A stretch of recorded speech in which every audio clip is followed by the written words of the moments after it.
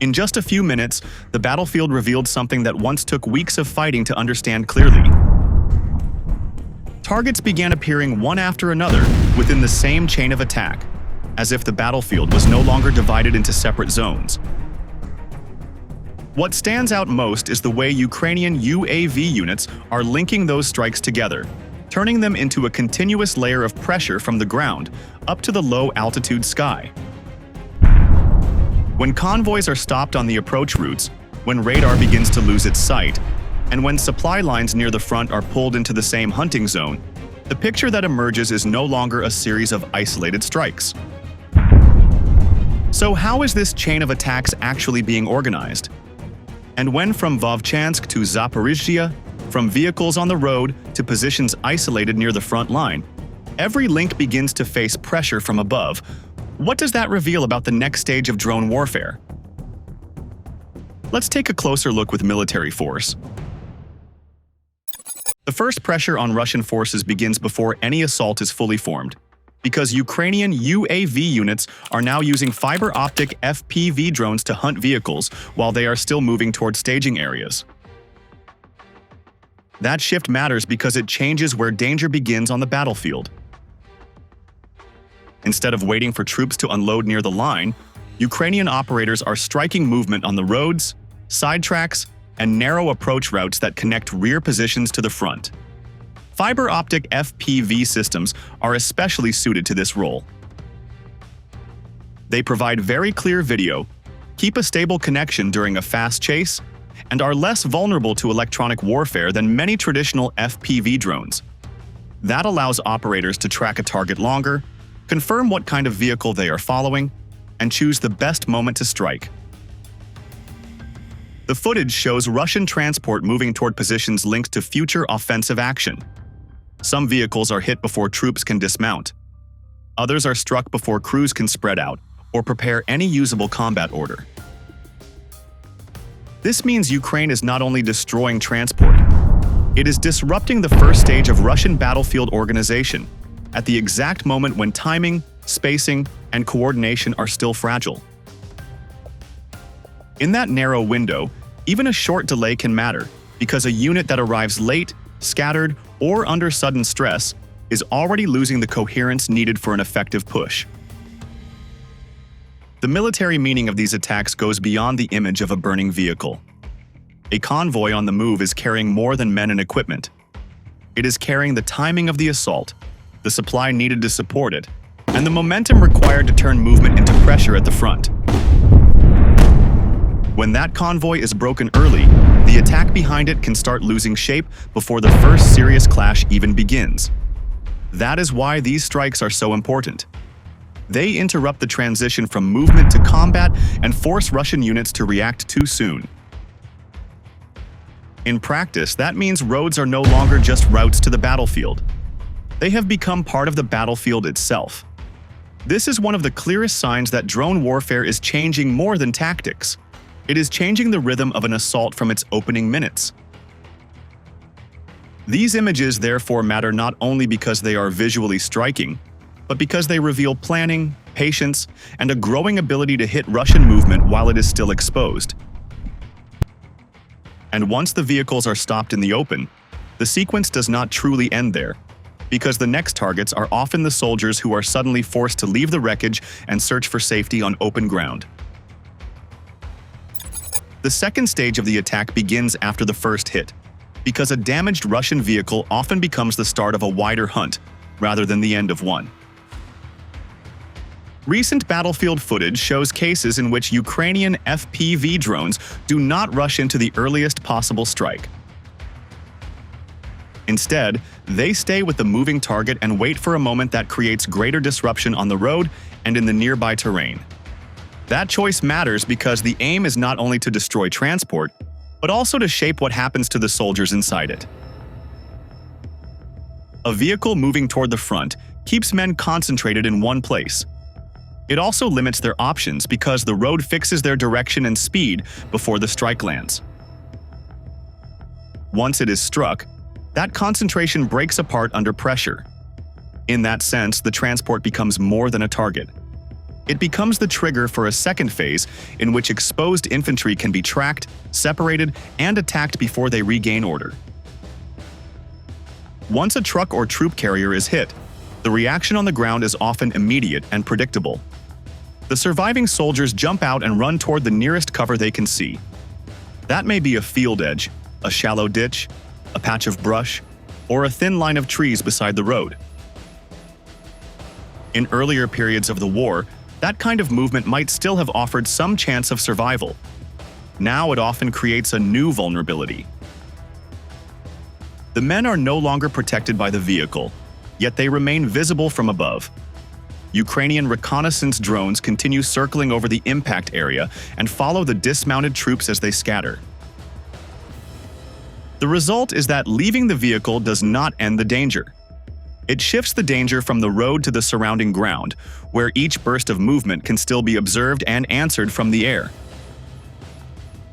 For many soldiers, the first seconds after escape may now be the most exposed seconds of all. This is where the sequence reveals its deeper military meaning. The road is not the final kill zone. It is only the first point in a chain that expands outward after the strike. Reconnaissance drones appear to hold contact while confusion below is still unfolding, preserving visual control long enough for another FPV drone to arrive with timing and accuracy. In practical terms, that means the survivors of the first strike may move directly into the next attack. The larger effect is not limited to casualties alone. A group forced out of a damaged vehicle under drone observation loses cohesion very quickly. Men run in different directions. Commands become harder to pass. Whatever mission brought them forward begins to break apart under stress. Even those who survive may reach the next position late, separated from their unit, and without a clear picture of what remains of the task ahead. That weakens combat value even before another direct strike lands. That is why these scenes matter beyond the image of one destroyed transport. Ukraine is not simply removing vehicles from the battlefield. It is extending the strike into the nearby terrain and turning a transport hit into a broader disruption of manpower and short-range mobility. The physical pressure is obvious, but the psychological pressure may be just as important. The moment of escape no longer brings relief. It can become the next moment of exposure. Soldiers who leave a wreck must now assume that the air above them is still watching and that another strike may already be on the way. That changes behavior on the ground. It makes every road movement more stressful, every dismount more dangerous, and every attempt to regroup more difficult. This pattern shows a battlefield in which drone warfare reaches past the machine and follows the men who depended on it. A rare mid-air interception shows that the drone war is moving into a new phase, because Ukrainian FPV units are no longer focused only on roads, tree lines, and troop movement on the ground. They are also contesting the airspace just above the front. That change matters because low-altitude airspace has become one of the busiest and most important zones of the battlefield. It is filled with reconnaissance drones, strike platforms, and aircraft carrying supplies to positions under pressure. In that crowded environment, destroying one enemy drone means more than removing a single machine. It means reducing the other side's ability to observe, strike, and sustain operations from above. It also shows that the fight is no longer confined to land targets, because the sky itself is now part of the struggle for advantage. The reported case of a Ukrainian FPV drone catching and destroying a Russian drone is especially important because this kind of engagement is far more difficult than hitting a truck or infantry in the open. A target in the air moves faster, turns more sharply, and gives the operator less time to adjust the final approach. The pilot must judge speed, angle, distance, and timing almost perfectly. A small mistake can waste the drone and leave the target untouched. That is why such an interception points to a high level of operator skill and mission discipline. It also shows that drone warfare is becoming more specialized, with some units no longer centered on ground attack, but on removing enemy aircraft before they can complete their mission. This is where interceptor units become increasingly important. Their role is defensive, but it also carries wider strategic value. If they can repeatedly remove Russian drones from low airspace, they can reduce Russian freedom of action over the battlefield. The unit known as Katana has been described as specializing in this kind of work. That suggests Ukraine is building an active layer of aerial defense based on drone-against-drone combat, rather than relying only on guns or missile systems from the ground. That matters because many Russian drones flying near the front are small, cheap, and difficult to justify engaging with larger and more expensive air defense assets. Using UAVs to destroy them creates a more flexible answer and helps protect sectors where traditional systems may be too limited, too slow, or too costly for constant use. It also creates a way to answer threats at the same altitude where they appear. Heavy Russian drones are especially important targets in this contest. These aircraft can carry ammunition, food, and medical supplies to forward positions that vehicles may no longer reach safely. If one of those drones is intercepted before delivery, the effect reaches well beyond the loss of the aircraft itself. It can weaken isolated troops at exactly the point where pressure is already highest. For that reason, the fight for low-altitude airspace is not only about air defense in the narrow sense.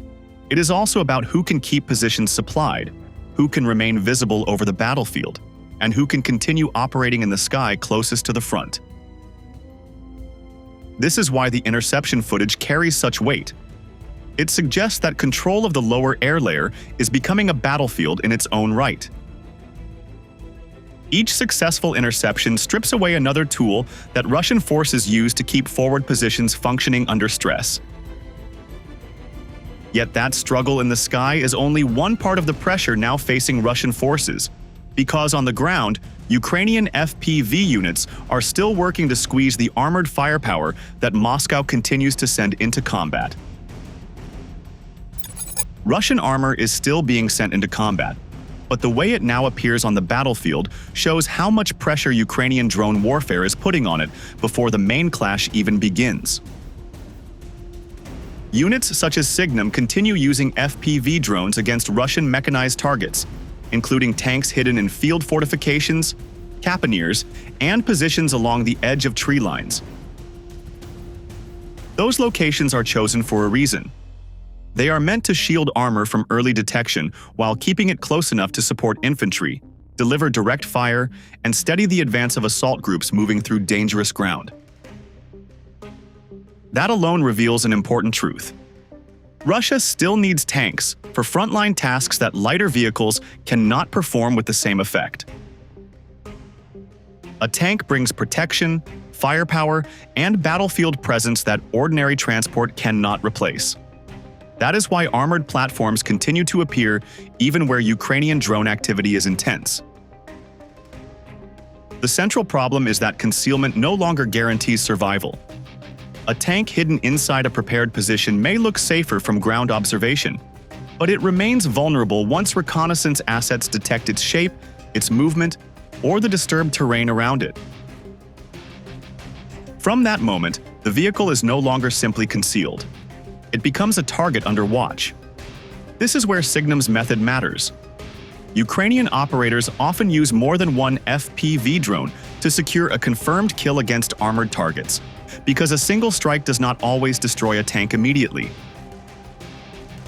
The first hit may damage optics, mobility, exposed equipment, or weak external points. A follow-up strike can then exploit the vehicle's reduced ability to move, react, or protect itself. In that sense, the attack is often cumulative rather than instant. That pressure grows when tanks wait longer before moving, giving Ukrainian drone teams time to search, identify, and coordinate strikes. That does not reduce its value. It shows a deliberate attritional logic in which each strike narrows the tank's remaining chances of survival. That logic matters because destroying a tank still carries high military value, even when several drones are needed to finish the job. Each loss removes not only metal, but also a trained crew, repair capacity, and one more asset that could have directly supported infantry under fire. Russia cannot replace armored losses as easily or as quickly as before, especially when quality, readiness, and crew experience all matter as much as the hull itself. Armor still has tactical value, but it is becoming harder to employ with confidence in sectors watched constantly from above. The effect is not only physical, it also changes planning. A concealed position that once looked secure now offers less certainty, less time, and less protection than commanders would prefer before committing armor to battle. If hidden tanks can still be found and struck in sequence, commanders must either use them more cautiously or accept a greater risk of losing expensive systems before they shape the fight. That is why these strikes matter beyond the burning wrecks shown on screen. They suggest that armored support is being forced into a slower, riskier, and more costly logic of survival. Yet even squeezing Russian armor is not the deepest layer of this contest, because widening drone freedom across the battlefield also requires Ukraine to hit the systems that allow Russian forces to see the sky first. The strike on the Kosta radar system matters because it targets something more valuable than a vehicle near the line.